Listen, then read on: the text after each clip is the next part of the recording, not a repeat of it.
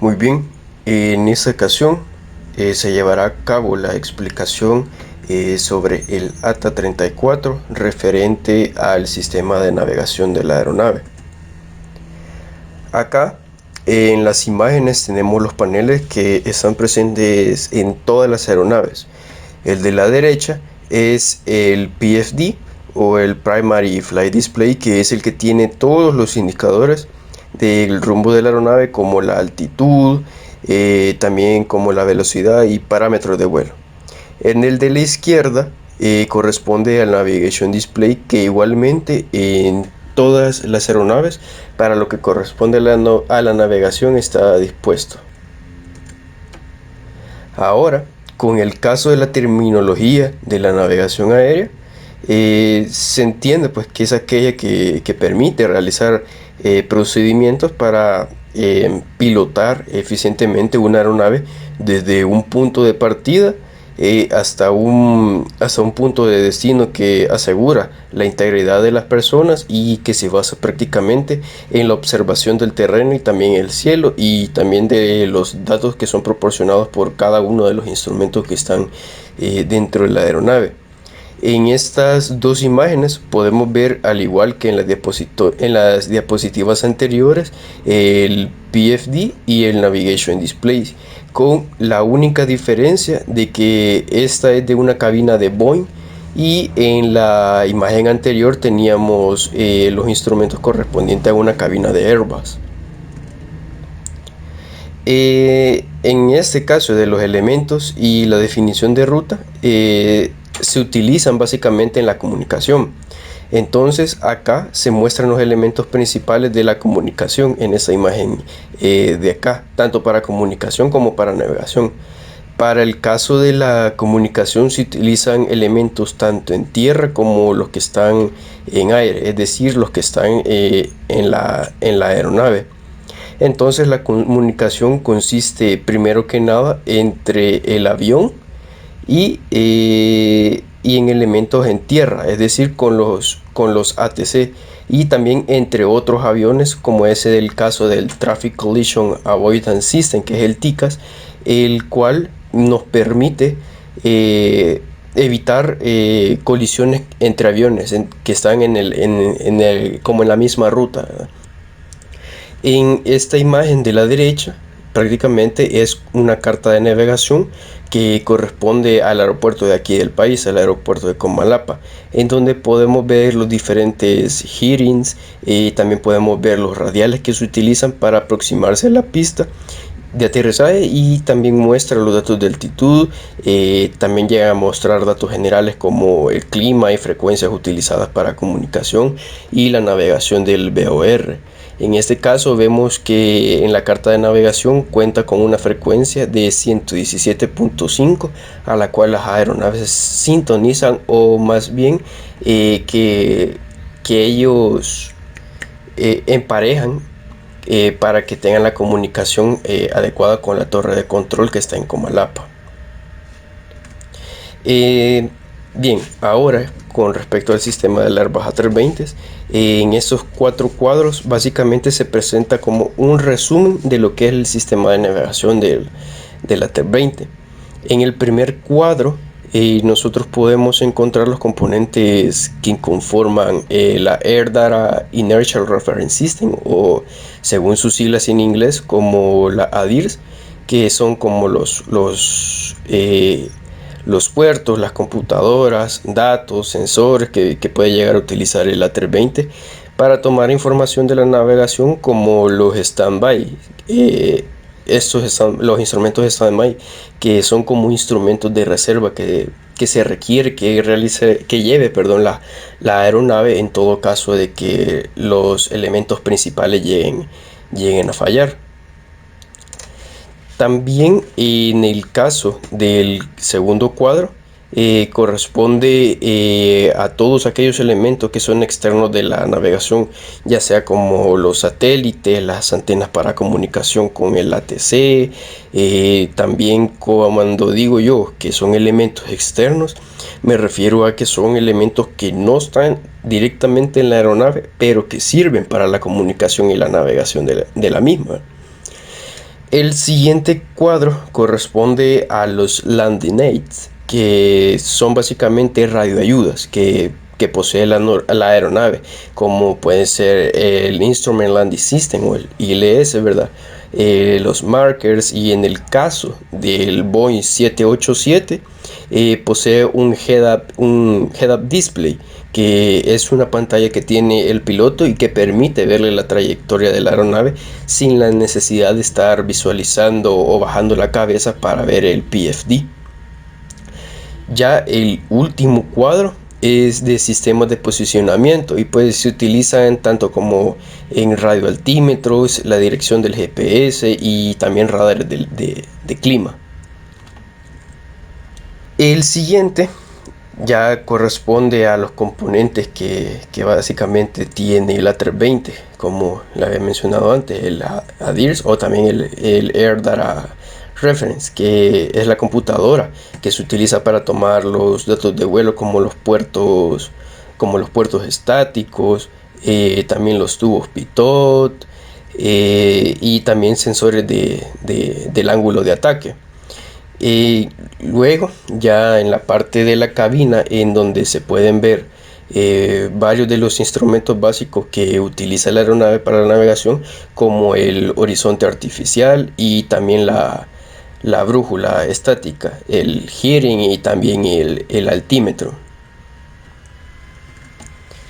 En esta imagen podemos ver las diferentes antenas que hay de comunicación y navegación para el caso del A320. La primera de ellas es la marker antena, que sirve básicamente en el momento del aterrizaje para dirigir el rumbo correcto de la aeronave hacia la pista. Luego tenemos el Traffic Collision Avoidance System o el TCAS, que es la antena que está en la parte inferior y el cual permite evitar las colisiones entre las aeronaves que están en vuelo. También tenemos el Traffic and Terrain Collision Avoidance System o el T2CAS, que básicamente es como un sensor o un radioaltímetro que me indica la altura de la aeronave. Y por último tenemos la antena del Distance Measurement Equipment. Ahora bien, este es un Boeing 737 en donde podemos observar que contiene las mismas antenas que el A320, con la única diferencia que pueden estar ubicadas en otra posición. Ahora bien, pasamos a lo que sería el VOR. El VOR básicamente es la principal ayuda de la navegación. Es utilizada más que todo, o realmente en todas las aeronaves, pero más que todo en la aviación civil, para el Sistema Nacional del Espacio Aéreo. En este caso, la estación terrestre VOR siempre está orientada al norte magnético y transmite la información de un azimut a todas las aeronaves. En este caso, pues proporciona siempre cursos de 360 grados hacia o desde la estación del VOR.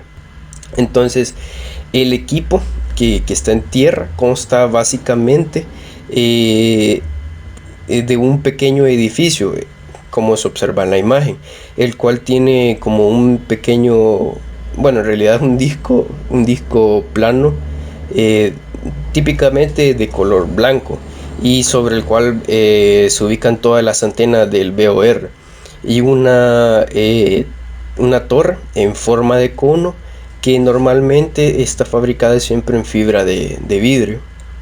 Entonces, las instalaciones VOR operan dentro de la banda de frecuencia de 108.0 a la frecuencia 117.95 MHz y se realizan en incrementos de décimas pares. Esto es para evitar cualquier conflicto con la asignación que hay en las frecuencias ILS, que en este caso se utilizan siempre las décimas impares para el rango de las ILS. Ya en el caso del instrumento VOR, consta de un selector de rumbo OBS, que es como una perilla ajustable con el fin de interceptar, acercarse o incluso también alejarse de la estación que está en tierra. Y uno de los indicadores más importantes dentro del instrumento para la navegación es el CDI, o el Course Deviation Indicator, que sirve para seguir una trayectoria de radial, ya sea hacia o desde la estación. Entonces, además de esto, puede marcar una desviación ya sea hacia el lado izquierdo o hacia el lado derecho, dependiendo de la posición en donde esté la aeronave. Ahora bien, pasamos con el ADF, y también se conoce como un radiogenómetro. Vaya, en el caso del ADF, siempre se utilizan con un NDB, que significa Non-Directional Beacon, el cual siempre determina como el rumbo desde la aeronave hasta la estación emisora, perdón, la estación transmisora, hacia la cual es el rumbo. Y en este caso, pues la señal que es transmitida desde tierra hasta el ADF está ubicado en el mismo VOR. Entonces, en el instrumento indicador puede llegar a ser ya de tres tipos, ya sea un ADF de tarjeta fija, también puede ser un ADF de tarjeta móvil, o un indicador magnético de radio, que es el RMI. Entonces, para navegar usando el ADF, el piloto tiene que sintonizar el equipo receptor a una estación terrestre conocida como la radiobaliza no direccional, o la que anteriormente les estaba indicando, que era la de Non-Directional Beacon, la NDB. Entonces, las estaciones NDB normalmente operan en una banda de frecuencia baja o media, que sea entre los 200 a los 415 kHz, pero las frecuencias están disponibles siempre en las cartas de navegación. Es decir, que cuando el piloto se va acercando al aeropuerto, él puede, mediante esta perilla, sintonizar la frecuencia del VOR, y automáticamente pues se le sintoniza también la frecuencia ADF. Bien, el siguiente tema a abordar sería el sistema de aterrizaje por instrumentos, o conocido también como ILS. También sería el sistema de aterrizaje por microondas, o según sus siglas en inglés sería el MLS. Bien, aquí podemos observar dos tipos de imágenes. En la primera de ellas podemos ver que el ILS utiliza tanto los sistemas que están dentro de la aeronave como los que están en tierra. Entonces, para el ILS hay dos tipos de antenas principales. Una de ellas es la antena localizadora, y la otra es la antena glide path, o también conocida como glide slope, o también es la antena de senda de planeo. Entonces, si vemos bien la imagen, al final de la pista nos encontramos con la antena localizadora, y al principio de la pista nos encontramos también con la glide slope, y ambas antenas pues nos emiten una señal para que la aeronave nos las pueda captar. En el caso de la antena localizadora, esa siempre nos va a emitir una señal de forma horizontal, la cual nos va a indicar la altura que debe seguir la aeronave para aterrizar justo al principio de la pista. Luego tenemos la glide slope. Esta nos va a emitir siempre una señal que es de manera vertical, la cual nos indica el rumbo que debe de seguir la aeronave para poder encarrilarse, o mejor dicho, para poder centrarse justo al centro de la pista. Si bien vemos, ambas señales nos forman como una especie de camino que debe seguir la aeronave para que el aterrizaje sea lo más efectivo y satisfactorio posible. Acá en la imagen de abajo, a manera de ejemplo, pues nosotros podemos visualizar las antenas de la glide slope, debido a que están al principio de la pista de aterrizaje. ¿Cómo guía el ILS al piloto? Bien, aquí nuevamente nosotros podemos observar que tenemos el ND y el PFD. Entonces, si nosotros nos fijamos, tenemos una línea morada al centro del ND en este tipo de radial, la cual nos va a representar el rumbo que debe seguir la aeronave para que se centre con respecto a la pista de aterrizaje. Entonces, si nosotros nos fijamos en esta otra línea morada que está en el centro, esa nos indica como la trayectoria que lleva la aeronave. Es decir, que aquí nosotros podemos observar que la aeronave está desviada ligeramente hacia la izquierda. Al igual, si nosotros observamos el lado derecho, podemos ver que hay un pequeño rombo también de color morado. Esto nos está indicando la altura a la que vamos con la aeronave. Si vemos, está perfectamente centrado con la línea amarilla. Entonces eso nos indica que la aeronave está aterrizando a la altura adecuada. Para el caso del PFD es casi similar al ND, solamente que acá se nos indica mediante un rombo. Si vemos nosotros, el rombo no está centrado con la línea amarilla del medio. Eso nos indica que la aeronave está desviada un poco hacia la izquierda. Y de igual forma, en los parámetros de altura, vemos que la aeronave está siguiendo correctamente la altura que debe de seguir para que logre aterrizar justo al principio de la pista de la aeronave. Ahora bien, tenemos los diferentes tipos de antenas correspondientes a la glide slope y a la antena localizadora. La primera imagen nos simboliza la antena localizadora, la cual siempre va a estar ubicada al final de la pista y al centro de la pista. Y las antenas que vemos del lado de abajo serían las antenas glide slope, las cuales están ubicadas siempre al principio de la pista de aterrizaje. Acá tenemos dos tipos de imagen, dos tipos de aeronave. Esta corresponde a un A320 y esta corresponde a un 737. Entonces aquí, a manera general, solamente se ha simbolizado la antena que lleva la aeronave en el radón, y esa nos sirve para interceptar la señal de la antena localizadora que está al final de la pista de aterrizaje. Ahora continuamos con las radiobalizas. En este tipo de elementos pues se llega a trabajar en conjunto con el ILS. Normalmente siempre se tienen tres tipos de balizas. La primera sería la outer marker, la segunda la middle marker y la tercera sería la inner marker. Entonces cada una de ellas siempre opera a una frecuencia diferente.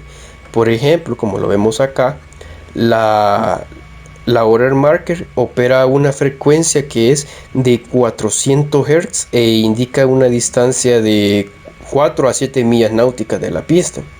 En el caso de la middle marker, opera siempre a una frecuencia de 1300 Hz y es a una distancia de 3500 pies de distancia, o lo que corresponde también a 1 kilómetro. Y por último, la inner marker opera a una frecuencia de 3000 Hz a una distancia de la pista de 200 o de 1500 pies. Ahora bien, tenemos el sistema de aterrizaje por microondas o el IMLS. Como lo había mencionado, esto se utiliza también como ayuda para aterrizar a la aeronave. Entonces este sistema originalmente se desarrolló con fines de servicio militar, pero su principal motivación fue evitar una de las mayores limitaciones que tenía el predecesor, que era el ILS. Sin embargo, cumple el mismo funcionamiento del ILS, solamente que emite una señal más amplia y de manera omnidireccional. Entonces, es decir, que emite la señal en todas las direcciones. Acá nosotros podemos observar lo que básicamente conforman a las antenas del MLS. Si nosotros bien nos fijamos, estas están ubicadas en la zona central pero lateral de la pista. El siguiente tema que nosotros vamos a abarcar es el Flight Director System. Acá nos indica que es un sistema de navegación de la aviónica de la aeronave que calcula y muestra los ángulos de cabeceo y de alabeo requeridos para que la aeronave siga una trayectoria seleccionada. También dice que en la aviación el Flight Director es un instrumento de vuelo que se superpone al indicador de altitud que muestra al piloto la actitud que tiene en la trayectoria en ese momento, en el AL, y dos líneas, una vertical y otra horizontal, que ha de alcanzar para que la trayectoria se ajuste a la seleccionada. El calculador integrado, uno de los ordenadores a bordo, genera las indicaciones para que el piloto pueda seguirla sin dificultad. En ese diagrama es el piloto el que guía el avión ayudado por el Flight Director. En ocasiones se puede acoplar el Flight Director para que el piloto automático siga esas mismas indicaciones, pero el piloto siempre debe estar vigilante en caso de que la maniobra no se realice correctamente. Entonces acá el Flight Director básicamente es un sistema que nos ayuda a interpretar la manera o el comportamiento que está teniendo la aeronave dentro de la navegación. Entonces aquí el piloto puede formar parte del sistema cuando él lo activa, porque siempre va a estar como pendiente de lo que está sucediendo de acuerdo al comportamiento de la aeronave. También dice que el dictor de vuelo calcula y muestra los ángulos de alabeo y cabeceo necesarios para que la aeronave siga la trayectoria previamente seleccionada. Acá nosotros podemos ver los elementos o los sistemas que entran directamente al Flight Director, aunque también pueden llegarse a configurar por medio de la MCDU. Si vemos el diagrama, esa es la computadora del Flight Director, y lo que van a brindarnos como los datos del canal de roll serían básicamente el Present Hearing Control, que es el sistema de brújula, el curso presente, que es mediante el BCR RX y el log RX.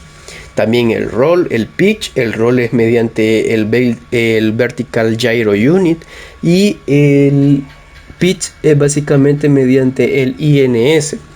También tenemos que para el canal de pitch entran los datos tanto del pitch, como había mencionado, el glide path y la selección de altitud. Eso es mediante la altitud. Y también pueden entrar valores como los del FMC, el TICAS o el wind shear. Indicaciones al piloto. Dice que las indicaciones se suelen hacer por medio de barras cruzadas, que son estas que tenemos acá. Esta sería la barra la cual indica el roll, y esta sería la barra la que indica el pitch que está teniendo la aeronave. El punto siempre nos va a indicar como simbología la aeronave. Dice que también se puede observar en las indicaciones las situaciones como girar a la derecha, descender, ascender nivelado y vuelo recto o nivelado, que es el ejemplo que tenemos mediante estas barras de acá. Acá, si nosotros vemos el roll, la barra de roll nos indica que estamos haciendo un roll hacia la derecha, y un pitch down, es decir que nosotros estamos descendiendo pero hacia la derecha. Ahora bien, hay dos tipos de funciones o seguimientos más bien que se puede realizar. Uno es seguimiento de ruta programada en el FMS, y el otro es siguiendo un VOR radial. En el caso de la función de navegación activa, el Flight Director nos va a dirigir la aeronave a todo lo largo del rumbo del rumbo que nosotros hemos deseado, ¿verdad? Hasta el punto de la ruta que esté como más activo. Ahora el otro, que es el de la función con el VOR radial, también se puede utilizar para rastrear directamente los radiales del VOR. En la pantalla de navegación siempre debe configurarse para mostrar todas las indicaciones de uno de los receptores que tenga el VOR de la aeronave. Entonces, una vez que haya sido sintonizado e identificado la estación del VOR y seleccionado el radial también que nosotros deseamos, podemos seleccionar el modo de navegación para rastrear el radial que nosotros hemos seleccionado previamente.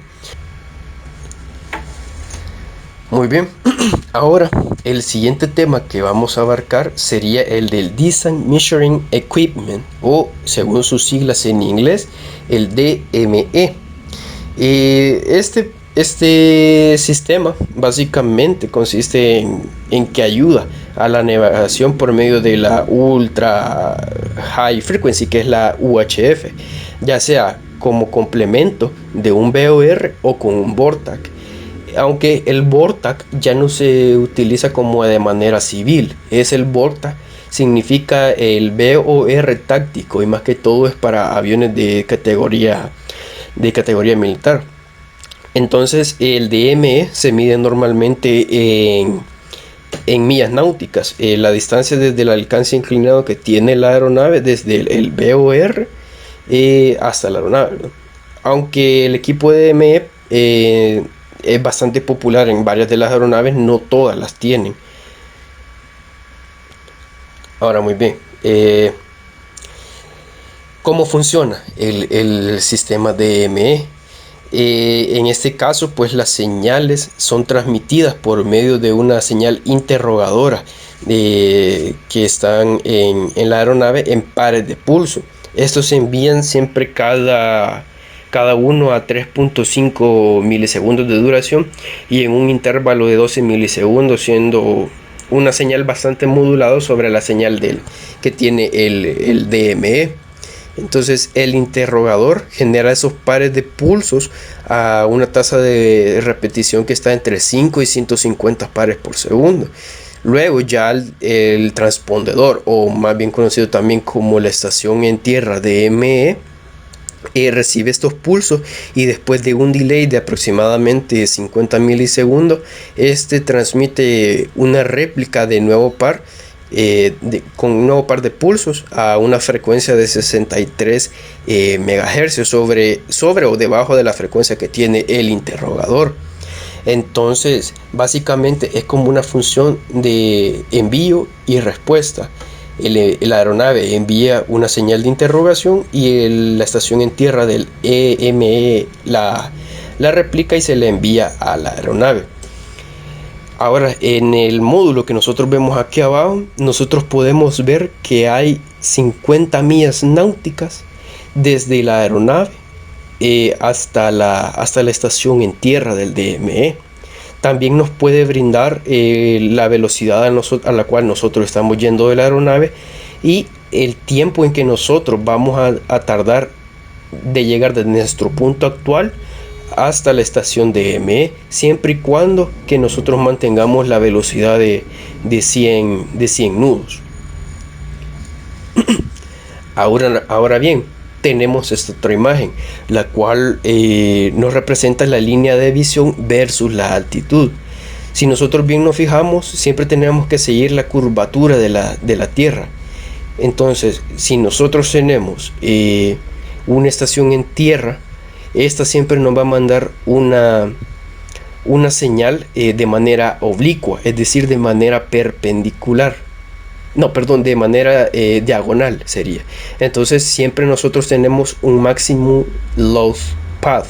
El loss significa line of sight, que es como la línea de visión máxima que va a tener esta estación en tierra hasta la aeronave. Y igualmente la aeronave va a tener una cierta altitud correspondiente a la curvatura de la Tierra. Este es un rango aproximado, es decir, que cuando nosotros tengamos una medición del DME, siempre nos va a estar midiendo la distancia diagonal que hay desde la estación hasta la aeronave. Es decir, que no nos va a medir realmente la distancia que hay de manera horizontal. Y es lo que se representa en esta siguiente imagen. Dice distancia real medida por la señal interrogadora. Efectivamente, nosotros vemos que este es un rango diagonal la que nos está midiendo con respecto a la distancia horizontal a la que está la aeronave. Es decir, que al momento de que la aeronave pase justo por debajo de la estación en tierra, lo que nos va a medir en realidad es la altitud de la aeronave, no nos va a medir el rango horizontal. Ahora tenemos también lo que corresponde a un arco DME. Esto simplemente nos funciona para podernos centrar con respecto a la pista de aterrizaje. Si nosotros bien aquí tenemos una identificación de un VORTAC o un VOR, el cual nos está brindando la cantidad de millas náuticas que pueden haber desde el VORTAC hasta la aeronave. Entonces, si nosotros venimos con dirección hacia el VORTAC, según la carta aeronáutica que nosotros tengamos, nos va a indicar que cuando el DME nos marque una distancia de 10.5 millas náuticas, nosotros tenemos que empezar a realizar un giro, de manera que nos pongamos a un radial de 55 grados. Y si nosotros nos fijamos, igualmente si venimos desde el VORTAC a un radial de 325, nuestro giro, tiene que ser a 9.5 millas náuticas. Entonces, con esto, con el fin de que el radio siempre se mantenga a 10 millas náuticas del VORTAC, hasta el momento en que nosotros podamos ver que la aeronave está alineada ya con la pista, pero eso simplemente se ve también en las cartas aeronáuticas. También tenemos el arco de ME, pero utilizando un RMI. Supongamos que la aeronave ya está en un arco con un rombo de 10 millas náuticas. Aquí tenemos el símbolo del VOR, del VORTAC. Entonces, para realizar un arco perfecto, simplemente tenemos que estar viendo el RMI y el DME a la misma vez. Si nosotros nos fijamos, el DME está a una distancia de 10 millas náuticas. Tendría que seguir esta curvatura de acá. Pero siempre y cuando tenemos que mantener el RMI de manera horizontal, que nos apunte de manera horizontal con respecto al norte. Entonces, esto sería en condiciones de que no haya viento. Pero si nosotros nos desviamos un poco del arco que estamos siguiendo, que es de 10 millas náuticas, tenemos que realizar una pequeña corrección. Si nosotros nos fijamos, aquí el DME nos está indicando que hay 10.5 millas náuticas, es decir, que la aeronave se ha separado externamente del arco de 10 millas náuticas. Esto se va a ver reflejado en el RMI a 20 grados. Por lo tal, nosotros tenemos que realizar esa corrección de 20 grados para volver a entrar a nuestro arco DME de 10 millas náuticas. De igual manera, si nosotros nos vamos hacia el lado interno con respecto al VOR, nos va a marcar una distancia de 9.5 millas náuticas con una pequeña desviación de 10 grados. Entonces, acá igual la nota nos indica que cada media milla de desviación nosotros tenemos que realizar entre 10 a 20 grados. Entonces, para realizar esa pequeña desviación para realizar esa pequeña corrección de 10 grados tenemos que contrarrestar los 10 grados que se nos ha desviado la aeronave y entrar nuevamente al arco DME. Acá tenemos el sistema DME del Boeing 727 de la universidad. Entonces podemos ver que acá está el sistema DME. Ese solamente, si nosotros vemos, nos podemos fijar que solamente nos brinda las millas náuticas a las cuales está la distancia de la aeronave del DME, en comparación a la primera imagen que vimos, que nos brindaba incluso el tiempo de llegada hacia el DME. Si bien nos fijamos, puede también trabajar en conjunto con un VOR, con el VOR o con el ADF. Acá tenemos un ejemplo claro. Si nosotros vemos, podemos seleccionar cualquiera de las dos perillas, ya sea para el VOR o para el ADF.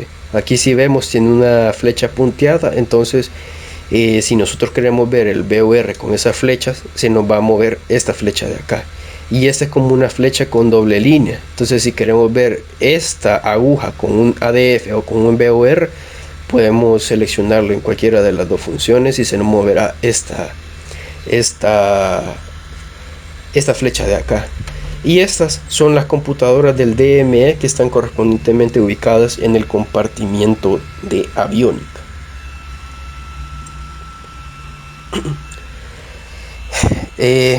Ahora tenemos lo que corresponde al sistema de navegación de muy baja frecuencia y la navegación hiperbólica de VLF o Omega. Tenemos como descripción las ondas de radio.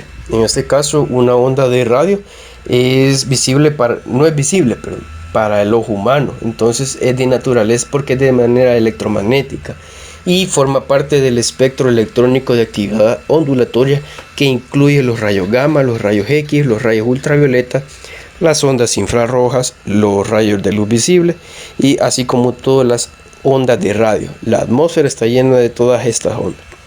Dice que en la aviación se utiliza una variedad de ondas de radio para la comunicación.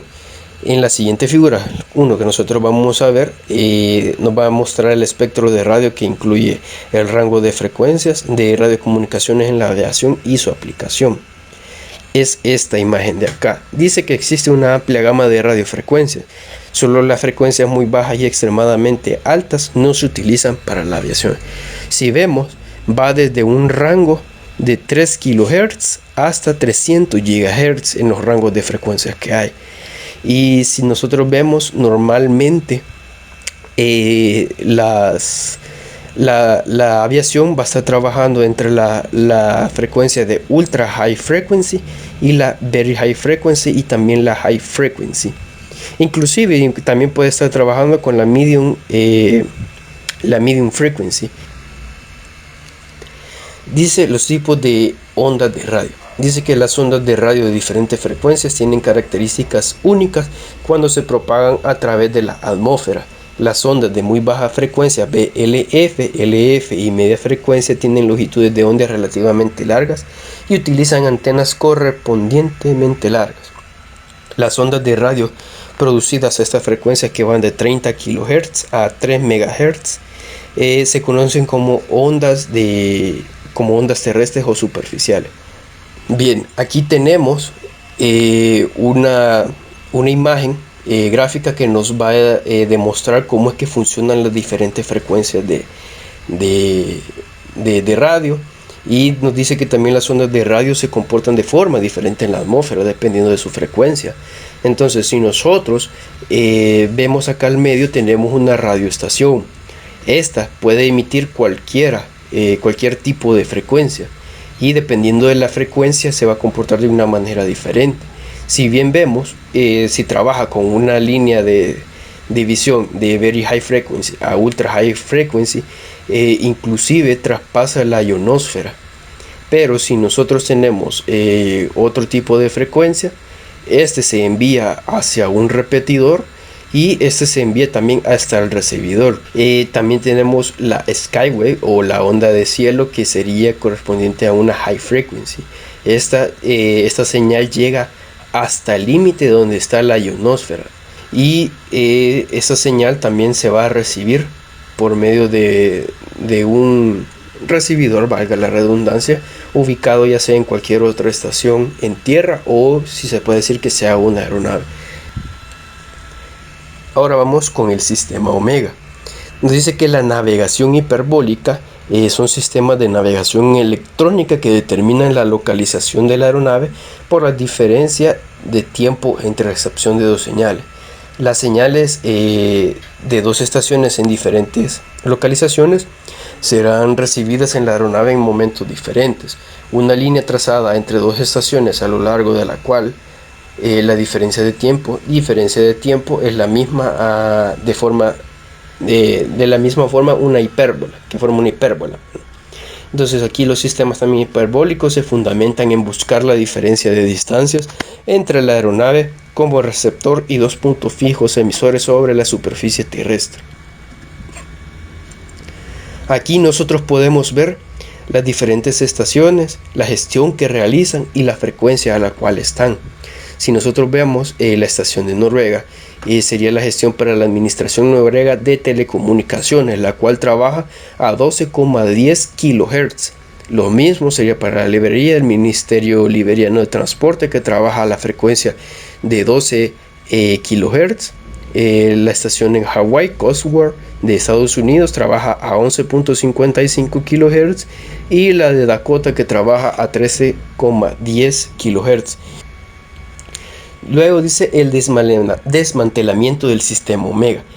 Este resultó finalmente ser un sistema que no llegó a cumplir los objetivos establecidos por los Estados Unidos y dejaron de utilizarlo en el año de 1997. Como el resto de sistemas hiperbólicos, uno de los principales motivos de su desmantelamiento vino propiciado por la aparición del GPS. Ahora explicaré la parte que corresponde a la navegación Doppler y los sistemas de navegación de área, que sería el RNAV. Bien, aquí esto elimina básicamente la restricción impuesta en la ruta y los procedimientos convencionales cuando las aeronaves deben de sobrevolar las ayudas para la navegación que están referidas, dando así pues una cierta flexibilidad y también eficiencia operacional. En este caso también tenemos un waypoint. Ese waypoint es como una ubicación que hay en el planeta y que se ha designado para utilizar la definición de dicha ruta, o con propósitos también que sean de informes de progreso, o también definido con la relación de un BOR-DME, o las estaciones en términos de latitud o coordenadas de longitud. Es decir, que estos waypoints pueden llegar a servir como una ruta de navegación por la cual la aeronave puede llegar a pasar. Luego se nos indican los sistemas que están diseñados para el RNAV. Entonces este tiene varias funciones, que son la navegación, la gestión de plan de vuelo, la guía y control, el control de presentación en pantalla del sistema. Para el caso de la navegación, este calcula más bien los datos que pueden incluir la posición a la que está la aeronave, también la velocidad, también ángulos de ataque y ángulos también de vuelo en trayectoria que son verticales, ángulos de deriva, declinaciones magnéticas, y pues también puede realizar la sintonización de radiofrecuencias y en cierta forma dar apoyo a la sintonización manual. Para el caso de la gestión de vuelo, la función que realiza esto crea más bien y ensambla el plan de vuelo tanto lateral como vertical, que se usa para realizar una función de guía. Entonces, un aspecto clave para el plan de vuelo es la especificación de los puntos de recorridos que se van a emplear tanto en la latitud como en la longitud. Luego, para la guía y control, este sistema logra proporcionar la guía lateral y en muchos casos también logra hacerlo verticalmente, pero la función de guía y control compara la posición que tiene la aeronave generada por la función de la navegación con la trayectoria de vuelo lateral que nosotros estamos deseando, y después va a generar esas órdenes de dirección empleando la conducción de la aeronave para la trayectoria que nosotros hemos establecido, la trayectoria que nosotros hemos deseado. Por último, para el control de presentación en pantalla y del sistema, esto nos van a comprender como la inicialización que va a tener el sistema de acuerdo a la planificación de vuelo que hayamos puesto, o las desviaciones de la trayectoria, las vigilancias también del desarrollo que está realizando el vuelo, y pues nos va a presentar también en cierta forma los datos de navegación para que la tripulación de vuelo tenga conciencia de la situación a la cual se está sometiendo. En esta imagen de acá tenemos las funciones básicas, una representación en diagrama de todas las funciones básicas que veíamos anteriormente. Si nosotros vemos acá, tenemos la computadora de RNAV, y vemos que dentro de ella está la base de datos de navegación, el plan de vuelo, control de trayectoria de velocidad y la navegación. Entonces, estos datos provienen a partir de los controles del sistema de navegación y de los sensores de navegación que tiene la aeronave y que nos sirven como medios de navegación. Entonces, la computadora procesa todos estos datos. Es decir, los sensores envían señales a los datos de navegación, los envía también a los controles de trayectoria de velocidad, al igual que a las prestaciones y alertas del sistema. Entonces la computadora básicamente nos va a presentar alertas que vaya a tener el sistema dependiendo de la información que se nos brinda en los controles del sistema de navegación y de los sensores de navegación, y también se nos va a presentar el sistema de control de vuelo de la aeronave para evitar alguna anormalidad o alguna situación en la cual puedan estar en riesgo la integridad de la aeronave y claramente también la de los pasajeros. Bien, acá los errores del sistema VOR-DME RNAV. Esto, de acuerdo a la OASI, también limita en su manual los ángulos de corte que no sean menos de 30 grados y que también no sean a más de 150 grados, en el caso de la ilustración que está aquí en la parte inferior, ¿verdad? Los ángulos máximos y los ángulos mínimos. El área que está pintada en verde contiene todas las posiciones que la aeronave puede tener para encontrarse dentro de los máximos y dentro de los ángulos mínimos que se están autorizados por la OASI. En el caso del avión que está acá arriba, está básicamente situado a un mínimo permitido, que es de 30 grados, y el avión que está por debajo está situado a un máximo de 150 grados, y cualquier posición que sea intermedia es válida para proporcionar un fijo con garantías de precisiones que sean lo suficientemente aceptables. Luego tenemos la navegación Doppler.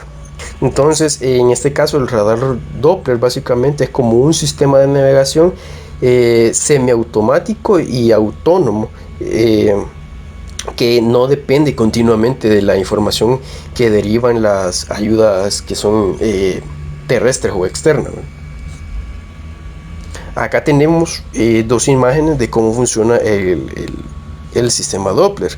En este caso, en los aviones tienen un haz de luz que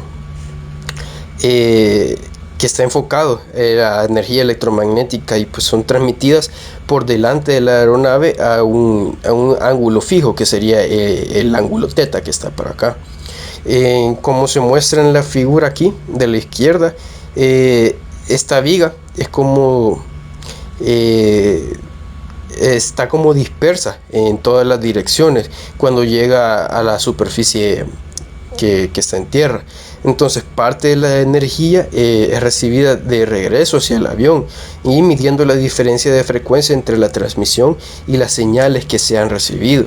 También en el caso también de la velocidad de tierra, la aeronave se puede llegar a calcular. Luego también se debe tomar en cuenta que en la figura que vimos anteriormente, la aeronave tiene un vuelo recto y nivelado. Esta de acá tiene un vuelo recto y nivelado, pero si el avión estuviese inclinado ya sea hacia arriba o inclinado hacia abajo, como el que muestra esta imagen, esto cambiaría el ángulo de luz con respecto a la aeronave y la superficie a la cual está midiendo. Entonces esto básicamente cambia el valor de desplazamiento Doppler para una determinada pista de velocidad, y en esta situación pues se puede superar en dos formas. Una de ellas es que el transmisor y el receptor puedan montarse en una plataforma que esté estabilizada, o se pueden transmitir dos haces desde la aeronave, como se ve en la imagen, una que esté hacia adelante, que es esta de acá, u otra que esté en la parte de atrás. En este caso, pues, además de la navegación autónoma, el principio que tiene el desplazamiento Doppler también se emplea en varios otros sistemas de tipo aeroespacial.